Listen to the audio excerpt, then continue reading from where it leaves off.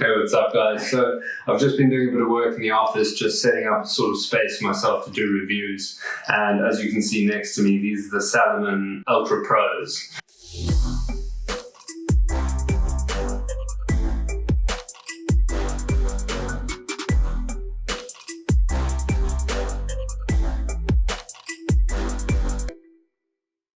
These are the shoes that I've been training in for the last, I think it was, since the 11th of May, so the last 5 months. So I've got notes hidden behind it just so I don't forget anything. I've done an average of around 35 Ks a week. I've also got road shoes, which I'm going to review in another video. But 30 to 35 Ks a week, depending. Obviously, my long runs change in variation. My training changes if I do on-road hill work and so on and so forth. So let's say about 35 to 30 Ks a week. These are done. These are basically at about 700 kilometers, and they say 300 to 400 miles you should sort of change your shoes. Not that I can feel the difference, but I weigh between 77 and 82 kgs depending. I'm cutting at the moment, so I'm going more towards 77. But because I'm slightly heavier, these are trail shoes. They are rocky conditions and stuff where I train and practice. These for me will pretty much call it quits, and I'll basically get another pair. I don't always pick Salomon as a brand. I've got Asics, which are my road shoes, which I'm going to do a separate review on. And I've tried a hell of a lot of other brands of shoes and stuff. And as for another video, I'm going to make just a bit about how I started running and stuff like that. But long story short, without giving too much away, is I suffered from really, really bad shin splints when I was studying at ETA to become a personal trainer. And that's kind of along the same time as I started getting into my running and started enjoying road running. And I tried Salomon. I think they were the XA 3D Pros or whatever, those big chunky sort of trail shoes, and yeah, they seemed to work well for me at the time, so that's why I kind of decided trail wise to stick with the same shoes. I've got 2 other reviews as well that I want to do. I obviously want to do my road shoes for you guys because I rotate those in with these depending on where I'm training and what I'm doing. And then I've got myself a rain jacket, Salomon rain jacket, Bonatti Pro or whatever it is, which has been pretty cool, but I'll kind of go over that and go over the pros and cons of that. So I've made a short list over here that I kind of want to go through for these shoes. I might carry this list along the series of my reviews and stuff, especially when it comes to shoes, because it's stuff that's sort of important to me. Obviously, cost is your first thing. Can you afford the shoes? These are not a cheap pair of shoes. I'll flash a price at the top, and that's what I paid in rand. I'll put it in dollars as well. But that's what you're going to kind of pay for a pair of shoes. And these shoes will then last me specifically about 4.5, 5 months. So basically 2 pairs a year if I take a little break around December or something.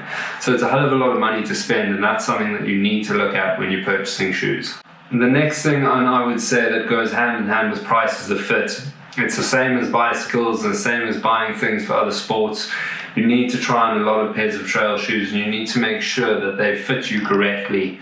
They're a lot of different brands and there are a lot of different styles, but within that people often overlook the fact that some brands are going to fit them better than others.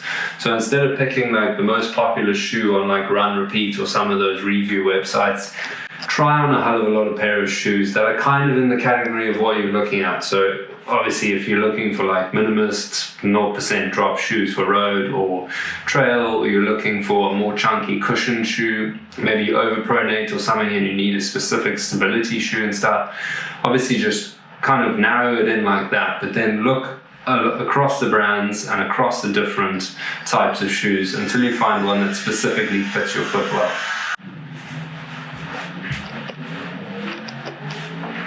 Sorry, the guy's building behind us, and obviously they're cutting and chasing lines in the walls, as you can hear. And the grinder's not going to make very good background noise for this video, so I just stopped for a second. Where was I? Durability would be your third one. So I've gone over price. These are expensive shoes, I know that. I've gone over the obviously fit, which is very, very important. And then comes the durability. And I mean, these have had 700 kilometers, spider attached to them.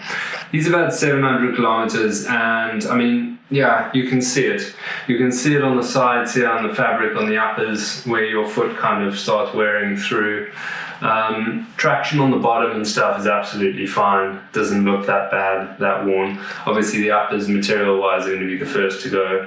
The laces are still hundreds. So it still looks decent. I mean, it's not coming apart anywhere or anything, but you can kind of see the wear and tear. I wouldn't expect anything less, to be honest. Table Mountain and Table Mountain National Park, where I'm doing most of my training, is very rocky and dusty and dirty and stuff. And I think in other parts of the world where maybe it's more slick or it's more green belts or forests and stuff like that, I think the wear would differ slightly. Whereas you're running around with rocks and pebbles and all sorts of stuff like that, you're hitting your feet a lot. I think these shoes have done quite well durability wise, and that's another reason I'd probably go and buy them again. When it comes to the features, this is not like a full review. If you really want to know exactly what every little piece of fabric and stuff does on the uppers and what is inside the inner sole and stuff like that, perhaps Google them. But for me, the quick lace system, I love and I hate at the same time. I sort of have a quick lace system on my mountain bike shoes, which is really rad because I can slip them on, but it's not as sort of dependent on fit. If I'm cruising to the shops or I'm doing mountain biking, the shoes fit really well and I can just cinch them down and that's done.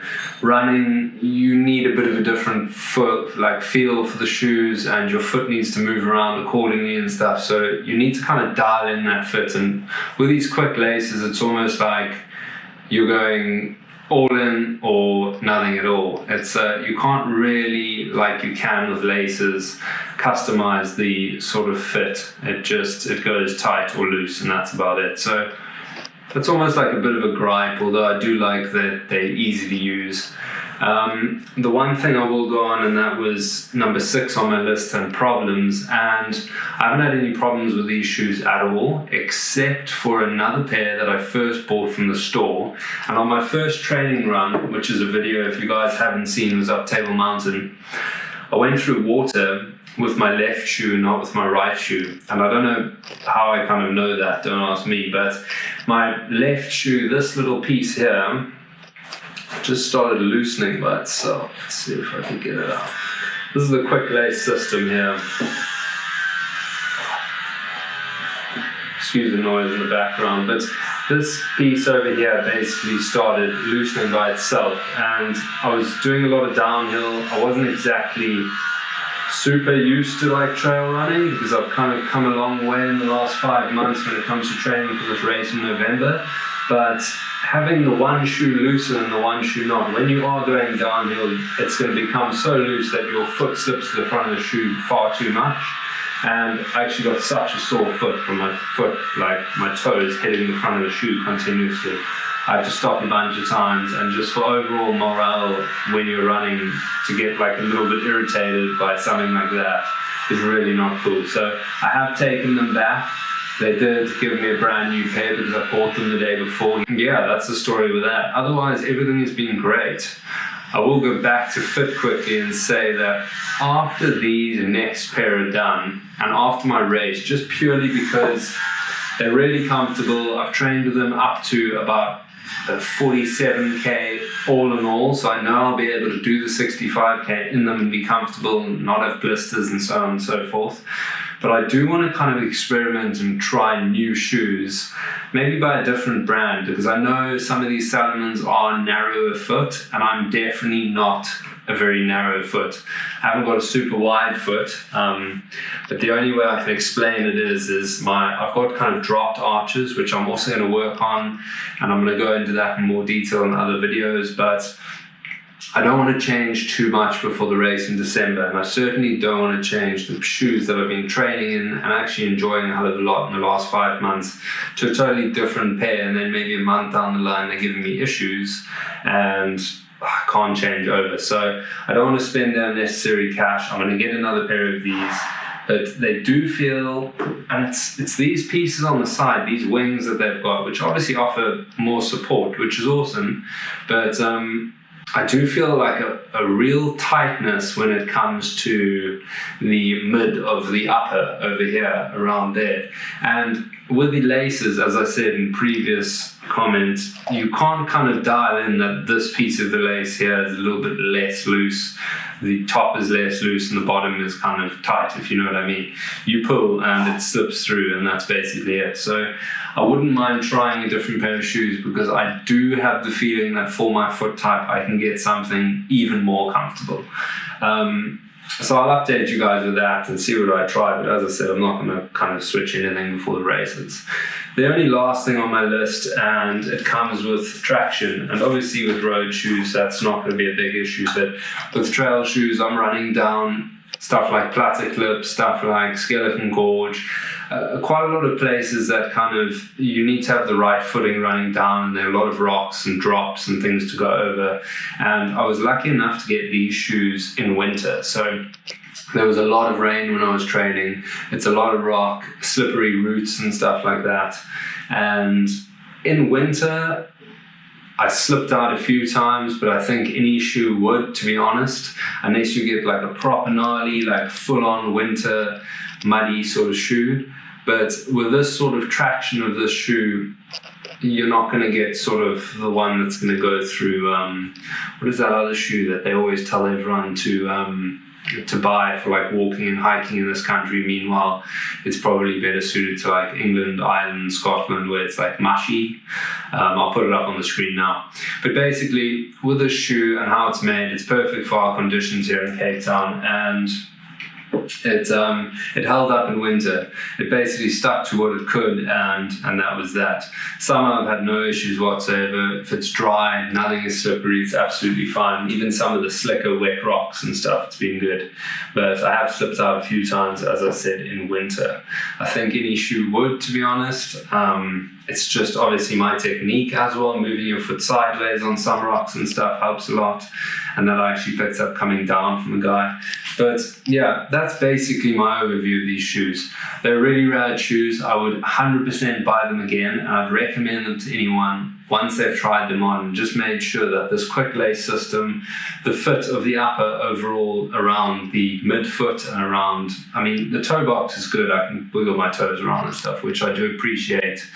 A decent sized toe box, because you want movement in your toes in the shoes and stuff. So it's a good fit. It cups your heel at the back here, which is great from the get-go. My heels don't slip out or anything like that, and I would recommend them, but try them on. Those are the Salomon Ultra Pros.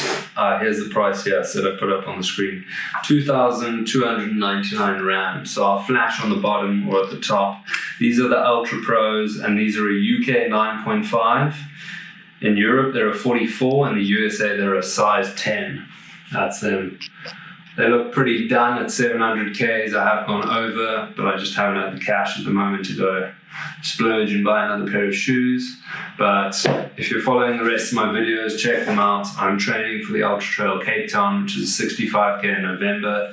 I will be getting another pair of these shoes before then to use in them. And yeah, I hope you guys enjoyed the video. Like it down below. Be sure to subscribe to check it out. And if you're into triathlon, mountain biking, road biking, all that sort of stuff, maybe follow along, check out my playlists and see if anything interests you guys. If you've got any questions about the gear that I show you, or the shoes, or anything like that, just hit me up in the comments below. Dig to help you guys out, and I've helped quite a few guys out with bags and my pack review and stuff like that, which is awesome. And yeah, I'll catch you guys next week.